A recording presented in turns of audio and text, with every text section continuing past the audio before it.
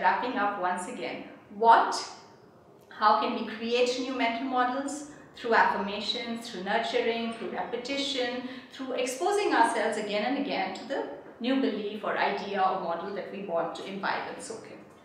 How can we get rid of mental models that are not functional anymore or no longer serve us?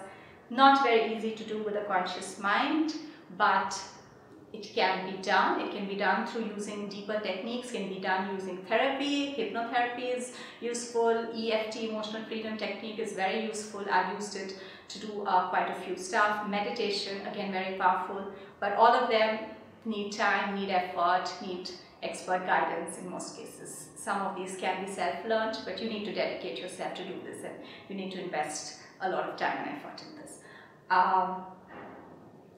Are there workaround strategies? There are 2 workaround strategies. One workaround strategy is where you create an alternate mental model that can dampen out the effect of the mental model that you don't want. Remember, rat is cute, yeah? So you create it, nurture it enough to dampen out the effect.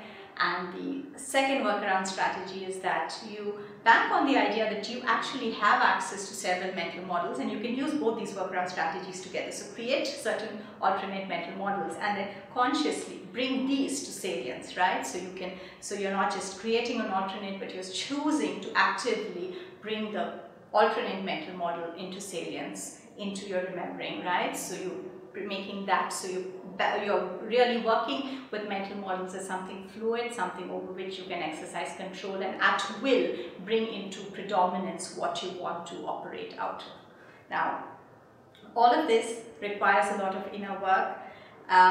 Sometimes I get asked in seminars or classes that, well, if it's so easy, you know, if it's so easy to influence our outcome or our behavior or what we do by just playing around with our mental models, why aren't we all experts in various things? And the answer is actually very simple, right? Because it's easy in theory. In practice, it requires commitment and hard work. And hard work and commitment are not things that all of us do for everything, because we have this much time and this much energy, and what do you invest in, right? So let's take a very simple example. Perhaps the science about mental models is something that everyone doesn't know. So let's take science about something that most of us, most educated people know. How to stay fit, okay? So everyone knows diet, exercise, what's good to eat, what's not that good to eat, right? What kind of exercise helps you, what kind of sitting on the couch doesn't help you. So most of us have access to all this knowledge. Yet, why is the entire population not completely fit and healthy and thriving? Because there's a gap between the knowledge and the implementation. And why is that gap there? Because it takes time, effort, and discipline.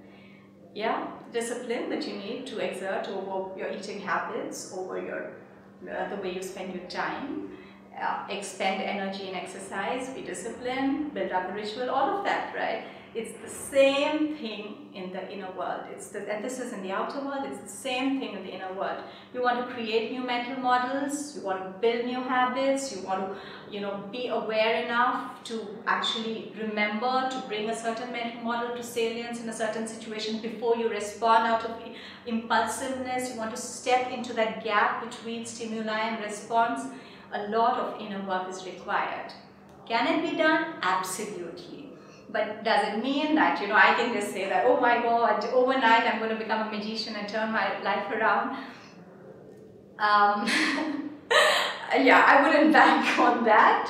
I would say, well, there is scope to influence and craft your own experiences by working on your inner mind, but it's hard work. It is as hard to work on it as it is to work on the outer world, but it is fun. Is it fun and exciting? Do you see results? Do you see influence? Absolutely.